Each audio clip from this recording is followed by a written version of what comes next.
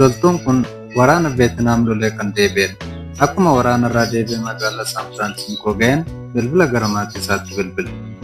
Harmee abbaa amma dirqama natti kenname xumuradhee gara manaa dhufaan jira. Garuu waan tokko isin gaafachuun fedha. Hiriyaan baay'ee jaalladhu ana waliin dhufu biraan qaba jedheen. Dhugaamoo maarree nuti isa wajjin simachuun jaalala keenya jedhaniin. Garuu wanti isin beekuu qabdan tokkotu jira. Innis hiriyaan koo kun waraana keessatti baay'ee miidhameera. Meeshaa waraanaa awwaalame turerra dhaabatee harkaa fi miila isaa dhabeera. Gara biraa bakka dhaqu eessayyuu hin qabu. Kanaaf numa waliin jiraachuu qaba jedheen. Kana dhaga'uu kootti baay'een gadda ilma koo. Akka tasaa akka bakka inni jiraatu barbaadachuuf gargaaruu dandeenya malee wanta jettu kun waan ta'u miti. Lakki harmee, lakki abbaa nu waliin akka inni jiraatu barbaada jedheen ilmi isaanii kun. Ilma koo jedheen abbaan ati waan gaafattu waan beektu natti hin fakkaanne. Nama amma kana qaamni isaa miidhame fiddee yoo dhufte ba'aa nurratti ta'a. Nuti jireenya dhuunfaa keenyaa qabna. Nama akkasii kun gara jireenya keenyaa dhufe akka hin jeequ hin barbaannu. Akkana yaadutti waa nama jettu kanaa irraanfattee dhufuu qabda.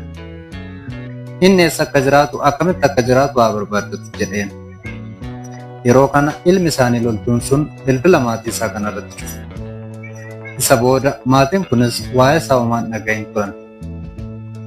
Guyyoota muraasa booda buufata poolisii magaalaa Saan Firaansiskoo irraa bilbilli bilbilameef. Ilmi isaanii gamoo irraa kufee akka du'etti itti himame.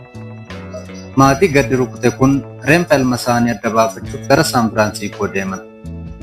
Reeffa ilma isaanii argatanii waan tasumaa isaanii yaadeentu isaan mudate. Kan inni hiriyaa koo jedhee isaanitti himaa ture isuma. Kan sababa waraanaaf harkaan miila dhabe ilma isaaniiti. Yoon gale nama akka koo kanan simatan jedhee bakka deebanii hin gallettu firge. Gamoo irraa of darbatee of ajjeese. Argitanii jaalalli nu keessan jiru yoo ta'e waan makan keenya ta'eyyuu ni balleessina jechuudha. Kanaaf jaalala filachuun ofiifi. Utuu maatiin kun jaalalli keessa jiraatee ilmoo isaanii isa waraana irraa hafe kan dhaban ture. Haala bifa namaa ilaalanii yoo mijataa ta'e kan nama simatu baay'ee. Warra haala rakkisaa keessa jiran garuu warra jaalala dhugaa keessa jiru qofatu simata. Obboloota keenya bifaan qabeenyaan fayyummaa isaanii otoo hin taane namummaa isaanii naa jaalannuun dhaamsa kooti. Waan jaallattanii na hordoftaniif galatoomaa. Gidduu Baayogiraafii.